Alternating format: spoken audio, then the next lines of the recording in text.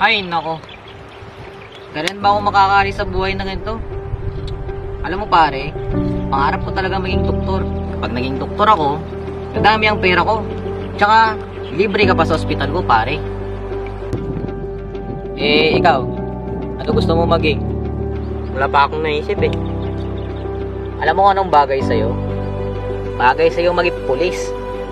Ganon? Aba syempre, ikaw si Rico Magtanggol, ang tagapagtanggol ng mga inaapi.